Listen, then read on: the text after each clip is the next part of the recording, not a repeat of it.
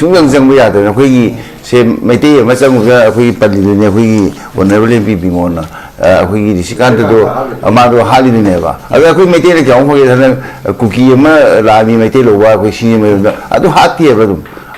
아두이 와디 신경 가리 칼레 아두나 머두주 예의 뭐다 아파버 제셔머니 mấy tí gì 이 머니푸리 그노시 그노들이 가라 cái lâu vô cái nói với ta này nè, quên nào, mà đua khó cái nó này mà na, siêu mà sao mà suy tàu với cái say 2023 mi hôm đấy thôi và Iran gì, lúc sinh nó với màu mà đôi lúc sinh nó với mình đó, cái hắn cái nó xin sẽ xin na, cái lúc ba kro 350, cái thâu đó na, nipi 3.5 women the pig ni hai je machine 2027 ki vote ki yeng to bone ba tom sa si ma si yam tik pa ke nai na tom sa na hai ba sai polling class to polling class de ko ni di ani thui amana ke ruling class ni thabak yam to ni je opposition de law ba khong ba chat pa thing ba ado akoi na meeting to gi ai si mo thing do ni set ka do law do na wi lambi de pha do ne ba ai je akoi BJP sarkar si ma da tha ni je twice akoi underground ta ri ne ba akoi di law ba wang ba makoi sei ba to ni ma praja gi awa ba myang du phung ba du ne ado makoi thabak pang thok pa si ne ba ado si mai film si de akoi ruling class e akoi tom sa na polling class de akoi ruling class e makoi mathau phajal to ni masida akoi elected MP oiba adu elected MLA oiba natraga makoi sarkar pai da ba yeng na makoi loina makse akoi makoi manungda debate phajal to na ri ba hai bu ne ba se akoi huji aina sumya ga akoi tom sa je han honge BN sarkar pai ni lam ba da mana BN ge pha ba hairam ba du hoje ma to hoji ma khemjan ji na hai be yain de phung do je hongai ne tom sa da so ma public class tu de hong ku do akoi madu betan na ma pai ra lai ba mi amad hong ku da ma gi asoi du ne tom sa nu ji man to nin de ba ko ta ba ma to aduna ai sumya ga da akoi hoji ne ba no ba akoi ke no gi February 4th semgi sarkar je masi akoi ngai ri yeng adu ko masi mathau ma sa khangdaba aduga mating leitaba aduga mangoda akoi kelo center thenabagi wa leitaba aduga center na loina pithokwa aduma akoi sasan nama oirabra haiba sineba praja myam khanai manri kai noi matamda akoi mag masamaki magi prerogative oiba chief minister gi prerogative neba mana akoi portfolio yenthokra tha ma changi adu hoibo tha ni phau to sibo maki akoi tweb lo ni manipur ma pikpa state sigi akoi my cabinet ki members je masida akoi manga ne je tai wali bene masi bau da mana hapangam je ma ya akoi sedani ya ba ya da ba magi piru ko tele bena masi ami sana natraga modin ha ko dong na te tom sa adu moin ha ma tha pa ka magi aphaba to yeng dong ne ji aphaba mi yam nei na koi tom sa na ai ruling class da aphaba mating thok ya ba akoi khang mi yam nei ni tom sa na ai du makoi tha ko bu ka ri ga ye ba madu mo thabak to da sum center gi ka yeng da na center sia po kudo mi thil ka do man ba do madu ngai bi thabak je mai to ri ba si yam na akoi sorry masi asol ba akoi lengak amagi khudam ni hai bi hai je ga du asol ma lengak am le di ngasai gi bimon hai ba si ta je center tis manipur is basic state MPP mo hai ba se masi yam na di summa ba ne akoi di masi ge na sathi na to hai ba ne na aina ai roiba akoi opinion da di hoyi leiba akoi manipur film masida bharat ki ruling class oiba ruling party oiba BJP sing ba thause sab chana tongdre adu manipur ki BJP lusing besine ju makoi center makoi thabak se phajin hai ba ngamdre hai ba je thamjai jangasi thamjari ba topic siga mari lenana aikoi leptana aikoi gi megi tang ahum 2023 dagi satharangli ba lan se dagi ngasi phawbada suk yamna micham miyam mayam ama aikoi mihat tina tamthina haitare yamna mercilessly and brutally ko many civilians were killed sir bawo matang asida asuk yamna tamthina hat ka mihat mayam sing asida oiriba situation sida hoje leiriba manipur government sina aikoi masi control tawriana kuki lamhen tuen ba kangu jing jigi makthakta control tawriana logodra aduga kuki jingna ꯑꯩꯈꯣꯏꯒꯤ ꯁꯔꯀꯥꯔꯒꯤ ꯃꯥꯌꯣꯛꯇ control ꯇꯧꯏ ꯍꯥꯏꯅ ꯂꯧꯒꯗ꯭ꯔꯥ ꯑꯣꯖꯥꯒꯤ ꯋꯥꯈꯜꯂꯣꯟꯗꯒꯤ ꯃꯤꯠꯌꯦꯡꯗꯒꯤ ꯀꯔꯤ ꯊꯝꯕ ꯌꯥꯕꯒꯦ date means ꯍꯥꯎ ꯑꯩꯈꯣꯏꯅ ꯊꯝꯃꯤꯕ ꯑꯁꯤ ꯀꯔꯤ ꯍꯥꯏꯇꯥꯔꯦ ꯍꯥꯎ ꯑꯥꯔ ꯁꯤꯚꯤꯂꯤꯌꯟꯁ ꯕꯤꯡ ꯀꯤꯟ ꯁꯣ ꯕ꯭ꯔꯨꯇꯦꯂꯤ ꯍꯨ ꯏज ꯏꯟ ꯀꯟꯇ꯭ꯔꯣꯜ ꯑꯣꯟ ꯗ ꯒ꯭ꯔꯥꯎꯟ ꯍꯥꯏꯕꯁꯤꯗ ꯑꯣꯖꯥ ꯈꯤꯇꯪ ꯊꯝꯕꯤꯌꯨ ꯉꯁꯥꯏꯒꯤ ꯏꯁꯨꯁꯤ ꯃꯅꯤꯄꯨꯔꯒꯤ ꯁꯤ ꯑꯩꯅ ꯁꯨꯝ ꯈꯟꯕꯗ ꯅꯩꯅꯕ ꯌꯥꯕꯅꯦ ꯍꯥꯏꯐꯝꯗꯤ ꯂꯩꯔꯛꯇ꯭ꯔꯕ ꯑꯩꯈꯣꯏ ꯇꯣꯝꯆꯥꯅ ꯍꯥꯏꯈꯤꯕꯗꯨꯅꯤ ꯑꯩꯈꯣꯏꯒꯤ ꯄꯥꯔꯂꯥꯃꯦꯟꯇꯁꯨ ꯕꯤꯃꯣꯜ ꯍꯥꯏꯔꯤꯁꯤ ꯂꯣꯏꯔꯦ ꯀꯩꯅꯣ ꯎꯈ꯭ꯔꯨꯜꯒꯤꯁꯨ ꯑꯗꯨꯝ ꯍꯥꯏꯈ꯭ꯔꯦ ꯑꯃꯁꯨ ꯍꯥꯏꯈ꯭ꯔꯦ ꯀꯔꯤ ꯇꯧꯋꯦ ꯄꯥꯔꯂꯥꯃꯦꯟꯇꯗ ꯅꯠꯇꯦ ꯌꯥꯝ ꯍꯥꯏꯈ꯭ꯔꯦꯕ ꯍꯥꯏꯃꯜꯂꯗꯅ ꯑꯩꯗꯤ ꯃꯁꯤ ꯉꯥꯡꯅꯕꯁꯤ ꯇꯜꯂꯛꯑꯕꯅꯦꯕ ꯑꯩꯈꯣꯏ ꯃꯁꯤ ꯈꯛꯇꯗ ꯇꯦꯟꯁꯟ ꯂꯩꯗꯅ ꯑꯩꯈꯣꯏ ꯂꯣꯏꯅ ꯃꯥꯁ ꯍꯤꯁꯇ꯭ꯔꯤ ꯀꯩꯅꯣ ꯑꯃꯗ ꯂꯩꯈ꯭ꯔꯦꯕ ꯍꯦꯛꯇ ꯇꯧꯕ ꯍꯧꯖꯤꯛ ꯑꯩꯈꯣꯏꯒꯤ ꯑꯦꯡꯀꯔꯅ ꯍꯥꯏꯕꯤꯗꯨꯅꯤ ꯀꯨꯀꯤ ꯂꯝꯍꯦꯟ ꯇꯨꯍꯦꯟꯕ ꯍꯥꯏꯗꯨꯅꯦꯕ ꯀꯨꯀꯤ ꯂꯝꯍꯦꯟ ꯇꯨꯍꯦꯟꯕ ꯑꯩ ꯀꯃꯥꯏꯅ ꯍꯥꯏꯗꯣꯏꯅꯣ ꯃꯩꯇꯩ ꯂꯝꯍꯦꯟ ꯇꯨꯍꯦꯟꯕ ꯀꯃꯥꯏꯅ ꯍꯥꯏꯗꯣꯏꯅꯣ ꯑꯗꯨꯅ ꯁꯤ ꯑꯩꯈꯣꯏ ꯋꯥꯈꯜꯗ ꯑꯩꯈꯣꯏꯒꯤ ꯁꯥꯏꯀꯤꯁꯤꯗ ꯍꯦꯛ ꯃꯩꯇꯩꯅ ꯑꯩꯅ ꯌꯥꯝ ꯇꯣꯏꯅ ꯍꯥꯏꯕ ꯑꯃ ꯂꯩꯌꯦ ꯃꯩꯇꯩꯅ ꯀꯨꯀꯤꯒꯤ ꯂꯝꯍꯦꯟ ꯇꯨꯍꯦꯟꯕ ꯀꯨꯀꯤ ꯐꯠꯇꯕ ꯍꯥꯏꯔꯗꯤ ꯃꯩꯇꯩ ꯍꯦꯔꯣ ꯑꯣꯏꯕ ꯀꯨꯀꯤ ꯃꯔꯛꯇꯅ ꯑꯃꯨꯛ ꯃꯩꯇꯩ ꯐꯠꯇꯕ ꯑꯗꯨꯗ ꯇꯧꯕ ꯃꯩꯇꯩ ꯑꯗꯨꯗ ꯍꯥꯏꯔꯒꯅ ꯀꯨꯀꯤꯁꯤ ꯍꯦꯔꯣ ꯑꯣꯏꯕ ꯁꯤ ꯑꯩꯈꯣꯏꯅ ꯁꯤ ꯑꯦꯡꯀꯔꯒꯤ ꯁꯥꯏꯠꯇꯩꯁꯨ ꯃꯁꯤ ꯑꯩꯈꯣꯏ ꯍꯥꯏꯕꯤꯗꯕ ꯐꯩ ꯑꯩꯈꯣꯏꯅꯁꯨ ꯃꯁꯤ ꯍꯥꯏꯕꯤꯗꯕ ꯐꯩꯌꯦꯕ ꯍꯣꯏ ꯀꯨꯀꯤ ꯃꯤꯂꯤꯇꯦꯟꯒꯤ ꯃꯣꯏ ꯁꯨꯗꯨ ꯌꯥꯅꯤꯡꯉꯤ ꯑꯇꯣꯞꯄ ꯑꯃꯅꯤ ꯑꯗꯩ ꯃꯣꯏꯒꯤ ꯑꯩꯈꯣꯏ ꯕꯐꯔ ꯖꯣꯟ ꯃꯈꯣꯏꯅ ꯗꯥꯕꯤ ꯇꯧꯔꯤꯕ ꯈꯣꯠꯂꯤꯕ ꯌꯥꯅꯤꯡꯗꯦ ꯍꯥꯏꯅ ꯑꯇꯣꯞꯄ ꯑꯃꯅꯦꯕ ꯑꯩꯈꯣꯏꯅ ꯍꯥꯏꯕ ꯃꯩꯇꯩꯅ ꯍꯥꯏꯕꯒ ꯀꯨꯀꯤꯁꯤ ꯂꯣꯏꯅ ꯂꯥꯜꯍꯟꯕ ꯀꯨꯀꯤꯅ ꯍꯦꯛ ꯍꯥꯏꯔꯒꯅ ꯃꯩꯇꯩꯅ ꯂꯣꯏ ꯂꯥꯜꯍꯟꯕ ꯃꯁꯤꯗꯅꯦꯕ ꯑꯩꯈꯣꯏꯒꯤ ꯀꯩꯅꯣ ꯑꯗꯨꯅ ꯑꯩꯗꯤ ꯑꯩꯈꯣꯏꯒꯤ ꯍꯣꯏ ꯕꯤ ꯖꯦ ꯄꯤꯁꯦ ꯑꯩꯈꯣꯏꯒꯗꯤ ꯌꯥꯟꯅ ꯄꯥꯔꯇꯤꯅ ꯑꯗꯨꯕꯨ ꯑꯩꯈꯣꯏꯒꯤ ꯑꯣꯅꯔꯦꯕꯜ ꯆꯤꯐ ꯃꯤꯅꯤꯁꯇꯔ ꯈꯦꯝꯆꯥꯟꯅ ꯇꯧꯔꯛꯏꯁꯤ ꯎꯄꯥꯏ ꯂꯩꯔꯛꯇꯗꯅ ꯇꯧꯔꯛꯑꯕꯅꯦ ꯈꯜꯂꯦꯕ ꯀꯃꯥꯏꯅ ꯇꯧꯗꯅ ꯑꯩꯈꯣꯏꯒꯤ ꯂꯨꯄꯝꯗꯥꯏꯗꯗꯤ ꯏꯔꯥꯡ ꯅꯔꯝꯗꯥꯏꯗꯗꯤ ꯅꯥꯄꯤ ꯃꯀꯥ ꯑꯃꯠꯇ ꯐꯥꯎ ꯌꯥꯅꯧ ꯍꯥꯏꯕꯗꯣ ꯃꯗꯨꯃꯥꯏꯅ ꯂꯥꯛꯄ ꯀꯟꯗꯤꯁꯟꯗꯨꯅꯤ ꯑꯩꯈꯣꯏ ꯃꯔꯨꯞ ꯇꯣꯝꯆꯥꯅꯗꯤ ꯃꯗꯨ ꯌꯥꯝꯅ ꯈꯔ ꯅꯨꯡꯉꯥꯏꯇꯅ ꯍꯥꯏꯈꯤꯕ ꯂꯩ ꯑꯗꯨ ꯑꯩꯅ ꯁꯨꯝ ꯈꯟꯕꯗ ꯑꯩꯈꯣꯏꯒꯤ ꯑꯣꯅꯔꯦꯕꯜ ꯑꯦꯝ ꯄꯤ ꯕꯤꯔꯦꯟꯅ ꯕꯦꯁꯤꯌꯦꯜ ꯏꯁꯇꯦꯠ ꯍꯥꯏꯕꯁꯤ ꯇꯁꯦꯡꯅ ꯃꯅꯤꯄꯨꯔꯁꯤ ꯕꯦꯁꯤꯌꯦꯜ ꯏꯁꯇꯦꯠ ꯍꯥꯏꯗꯤ ꯈꯔ ꯊꯥꯛ ꯋꯥꯡꯉꯤ ꯕꯦꯁꯤꯌꯦꯜꯁꯤꯗꯤ ꯂꯩꯕꯥꯛꯇꯨ ꯅꯤꯡꯗꯕ ꯂꯩꯕꯥꯛ ꯑꯃꯅꯦꯕ ꯑꯃꯔꯣꯝꯗ ꯍꯥꯏꯔꯒ ꯑꯩꯈꯣꯏ ꯐꯣꯔꯦꯟ ꯄꯣꯂꯤꯁꯤ ꯃꯥꯏ ꯇꯧꯖꯒꯗꯧꯗ ꯑꯩꯈꯣꯏꯅ ꯇꯧꯗꯦ ꯍꯥꯏꯕꯅꯦ ꯑꯩꯈꯣꯏꯁꯤ ꯕꯦꯁꯤꯌꯦꯜ ꯏꯁꯇꯦꯠ ꯃꯈꯥꯗꯅꯦ ꯑꯗ ꯑꯩꯈꯣꯏꯒꯤ ꯏꯌꯥꯝꯕ ꯑꯩꯈꯣꯏꯒꯤ ꯈꯥꯏꯗꯤꯃꯅꯤꯅ ꯍꯥꯏꯕꯤꯈꯤꯕꯗꯣ ꯑꯩꯈꯣꯏꯁꯦ ꯚꯨꯇꯥꯟꯒꯨꯝꯕ ꯅꯠꯇꯦꯕ ꯚꯨꯇꯥꯟꯁꯦ ꯕꯦꯁꯤꯌꯦꯜ ꯑꯃꯅꯤ ꯍꯥꯏꯕ ꯌꯥꯏꯑꯕ ꯃꯥꯒꯤ ꯐꯣꯔꯦꯟꯒꯤꯁꯦ ꯅꯪꯒꯤ ꯏꯟꯗꯤꯌꯥꯅꯕꯨ ꯍꯥꯏꯔꯣ ꯑꯃꯅꯕꯨ ꯃꯥꯒꯤ ꯄꯣꯂꯤꯁꯤ ꯑꯩꯈꯣꯏꯅ ꯃꯇꯦꯡ ꯄꯥꯡꯗ ꯈꯣꯠꯇꯅ ꯃꯣꯏꯁꯤ ꯕꯦꯁꯤꯌꯦꯜ ꯑꯃꯅꯤ ꯍꯥꯏꯕ ꯌꯥꯏꯑꯕ ꯑꯗꯨꯅ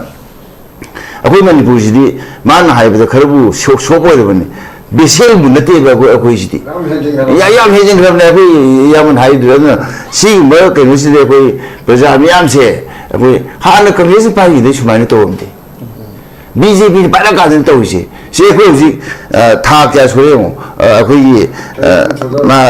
ꯀꯩꯅꯣꯒꯤ ꯑꯗꯨ ꯅꯠꯇꯕ ꯁꯔꯀꯥꯔꯁꯤ ꯁꯦꯝꯈ꯭ꯔ ꯃꯇꯨꯡꯁꯤꯗ ꯊꯥ ꯑꯃ ꯍꯦꯛ ꯐꯥꯕ ꯅꯨꯃꯤꯠꯇ ꯑꯩꯈꯣꯏꯒꯤ ꯃꯈꯣꯏ ꯄꯣꯔꯠꯐꯣꯂꯤꯌꯣ ꯌꯣꯟꯊꯣꯛꯏ ꯍꯧꯖꯤꯛ ꯊꯥ ꯑꯅꯤ ꯐꯥꯔꯛꯀꯗꯧꯔꯦ ꯆꯥꯎꯊꯣꯛꯄ ꯉꯝꯗꯦ ꯃꯣꯏ ꯃꯉꯥꯗꯒꯤ ꯑꯗ ꯑꯩꯅ ꯍꯦꯛ ꯗꯤꯁꯀꯁꯟ ꯍꯥꯏꯖꯕ ꯂꯩꯌꯦꯕ ꯑꯩꯈꯣꯏꯒꯤ ꯃꯔꯨꯞ ꯍꯥꯟꯅꯒꯤ ꯁꯤ ꯑꯦꯝ ꯕꯤ ꯈꯔ ꯀꯜꯂꯤ ꯃꯥꯒꯤ ꯄꯣꯏꯟꯇꯨ ꯑꯣꯄꯤꯅꯤꯌꯟꯗ ꯑꯩꯈꯣꯏꯅ ꯌꯥꯅꯤꯡꯕ ꯑꯇꯣꯞꯄ ꯍꯧꯖꯤꯛ ꯆꯤꯐ ꯃꯤꯅꯤꯁꯇꯔꯁꯤ ꯃꯥꯒꯤ ꯑꯣꯄꯤꯅꯤꯌꯟꯁꯦ A to Z ꯁꯦ ꯁꯦꯟꯇꯔꯗ ꯂꯣꯏ ꯄꯤꯊꯣꯛꯈ꯭ꯔꯕꯅꯦꯕ ꯃꯥꯒꯤ ꯗꯥꯏꯇ ꯍꯥꯏꯕꯁꯦ ꯑꯃꯠꯇ ꯂꯩꯖꯗ꯭ꯔꯕ ꯑꯗꯨꯒ ꯕꯦꯁꯤꯌꯦꯜ ꯏꯁꯇꯦꯠꯇꯒꯤ ꯍꯦꯟꯅ ꯁꯥꯊꯤꯔꯕꯅꯦꯕ ꯑꯩꯈꯣꯏ ꯍꯧꯖꯤꯛꯇ ꯇꯧꯔꯤꯁꯦ ꯑꯌꯥꯝꯕ ꯑꯃꯅꯤ ꯑꯗꯨꯅ ꯑꯩꯈꯣꯏꯅ ꯌꯦꯡꯕꯗꯗꯤ ꯑꯩꯈꯣꯏ ꯕꯤꯃꯣꯟꯅꯕꯨ ꯈꯔ ꯁꯣꯞꯄꯅꯕꯨ ꯌꯥꯝ ꯐꯖꯕ ꯂꯣꯟꯗꯕꯨ ꯍꯥꯏꯔꯤꯌꯦ ꯃꯥꯒꯤꯁꯦ ꯑꯩꯁꯨ ꯉꯝꯕꯗ ꯑꯗꯨ ꯌꯥꯝ ꯊꯤꯅ ꯍꯥꯏꯕ ꯌꯥꯕ ꯀꯩꯅꯣꯅꯦꯕ ꯀꯟꯗꯤꯁꯟꯅꯦꯕ ꯚꯥꯔꯠꯀꯤ ꯀꯩꯅꯣꯁꯤꯗ ꯑꯗꯨ ꯌꯦꯡꯁꯟꯗꯕ ꯁꯤ ꯚꯥꯔꯠꯀꯤ ꯄꯥꯔꯂꯥꯃꯦꯟꯇ ꯌꯦꯡꯕꯤꯌꯨ ꯑꯗꯩ UN ꯌꯧꯈ꯭ꯔꯕꯅꯤ ꯑꯩꯈꯣꯏꯁꯦ ꯌꯧꯗꯕ ꯀꯔꯤ ꯂꯩꯒꯦꯅꯦ ꯉꯥꯡꯃꯜꯂꯗꯅ ꯑꯩꯈꯣꯏ ꯇꯟꯊꯔꯛꯑꯕꯅꯦꯕ ꯑꯩꯈꯣꯏ ꯃꯌꯥꯝꯁꯦ ꯑꯗꯨꯅ ꯃꯅꯤꯄꯨꯔ ꯏꯁꯨꯁꯤꯗ ꯃꯁꯤ ꯂꯥꯏꯔꯤꯛ ꯑꯣꯏꯅ ꯐꯣꯡꯉꯗꯤ ꯄꯦꯁꯤ ꯑꯩꯈꯣꯏꯒꯤ ꯃꯤꯂꯤꯌꯟꯗ ꯅꯠꯇꯦ ꯕꯤꯂꯤꯌꯟꯗ ꯊꯣꯛꯑꯅꯦꯕ ꯈꯕꯔ ꯃꯌꯥꯝꯁꯤꯗ ꯐꯣꯡꯕ ꯃꯇꯝꯗꯀꯣ ꯑꯗꯨꯗ ꯑꯩꯈꯣꯏꯅ ꯌꯦꯡꯕ ꯃꯇꯝꯗ ꯁꯤꯒꯤ ꯑꯩꯈꯣই ꯕꯦꯁꯤꯌꯦꯜ ꯏꯁꯇꯦꯠꯁꯦ ꯑꯩꯈꯣꯏ ꯑꯣꯏꯅ ꯑꯃꯒꯨꯝꯅ ꯇ꯭ꯔꯤꯠ ꯇꯧꯏ ꯍꯥꯏꯕꯅꯦꯕ ꯃꯅꯤꯄꯨꯔꯁꯦ ꯁꯦꯟꯇ꯭ꯔꯦꯜ ꯒꯣꯔꯃꯦꯟꯅ ꯃꯥꯅ ꯈꯔꯕꯨ ꯋꯥꯡꯈꯠꯂꯤꯕꯅꯦ ꯕꯦꯁꯤꯌꯦꯜꯁꯤꯗ ꯍꯥꯏꯗꯤ ꯑꯩꯈꯣꯏ ꯃꯅꯤꯄꯨꯔꯁꯤ ꯅꯤꯡꯇꯝꯕ ꯍꯧꯖꯤꯛ ꯍꯧꯖꯤꯛ ꯂꯩꯖꯔꯤꯕ ꯈꯣꯠꯆ ꯑꯩꯈꯣꯏ ꯈꯔ ꯉꯝꯖꯕꯗꯨꯅ ꯑꯩꯅ ꯍꯥꯏꯖꯔꯤꯗꯤ ꯕꯦꯁꯤꯌꯦꯜ ꯏꯁꯇꯦꯠꯇꯒꯤ ꯍꯦꯟꯅ ꯁꯥꯊꯤꯔꯦ ꯑꯩꯈꯣꯏ ꯃꯅꯤꯄꯨꯔꯁꯤ ꯃꯁꯤꯗ ꯂꯩꯔꯤꯕꯁꯦ ꯑꯩꯈꯣꯏꯒꯤ ꯚꯥꯔꯠꯇ ꯂꯩꯔꯤꯕ ꯏꯁꯇꯦꯠ ꯑꯃꯗꯒꯤ ꯁꯦ ꯕꯦꯡꯒꯣꯜꯗ ꯀꯩ ꯇꯧꯕ ꯉꯝꯒꯦꯅꯦ बेंगोली ममता बेनर्जी अखोई पार्टी की यानब यानदब अतुकोनेबा सेंटर याम थीना उनबो ngमेबा अखोई मणिपुर तमिलनाडु स्टेट स्टेलिन याम साथी मुनबंग मेबा केरला की पिनाराई विजयन सेंट्रल पुलिस कया मगी मायोदे अखोई मायोदे ngamung मेबा भारत स्टेट से कर्नाटक की कया मंत्री मंडल से सेंट्रल में होता अखोई मैं हाइवे में मणिपुर इसलिए अखोई हां नहीं सिम से ओइसनो हाउस की सिम ओइसनो सेंट्रल में होता ngang mai si ingam ngam de hoi ngami ibo ki matam de ngam meba ma di अखोई लान बसुम बगी वाना ते अखोई मुबाना मणिपुर अखोई चंगदना रेली तौदना अखोई उखुला कनोदी माउरम चंगने मा थिंग ngमेबा मागी पार्टी की से सिदा बरमंगना मधु यानिंग्री बने मधु ngना अखोई दी अइन सुम खनबदी सेंट्रल मतमददी बिसेल स्टेट की अखोई मागी त्रिसे तोरम देबा मरदी अखोई सिमसे अखोई बुसिंग बदना मर सेंट्रल मा ngam ngमदे तो मा के सुदो थुतेना अखोई हौजिक मणिपुर की फॉर्मर से बीजे सेंट्रल में तौकदवे है लौथोक मालेबा अदुना अखोई मसी बेसिल स्टेट से मसी साथीरब अखोई फिल्म मणिपुर से हेक्ट सुमु उबिदरबा अदु कइमुन से अखोई गरां ना न खरब कन चली अखोई कलकत्ता को पाइदिया दे गुवाहाटी को पाइदिया दे फ्लाइट क्या नो हानदी दिल्ली को लुपा लिसिंग अमन नि यारमेबा हौजिक क्या नो फ्लाइट टू मागी प्राइसिंग फ्लक्चुएशन ले कई मतलब लिसिंग तर हर अखोई इंडिगो की पायलट में आना एम्प्लॉय में अंदर तो मतलब कलकत्ता से 40,000 यावे दिल्ली से 80,000 यावे मद्रास चेन्नई से पम तो 1.2 लाख यावे अखोई तो सी कई मसीगी नाथोक ngमन दे मसी जो अखोइना अखोई याम साथी ओपी भाई तारे अखोई की इनकम दगी कई दगी मखोई सेंट्रल लोइना पीबी बगी सुवा सुनत्रबा अखोई लहुई तो से अखोई सुम येंबददी अखोई मणिपुर से याम साथी बा फिबम न लेरे मसी मणिपुर प्रजा मियाम न मसी अखोई ज्ञान ताबम थोए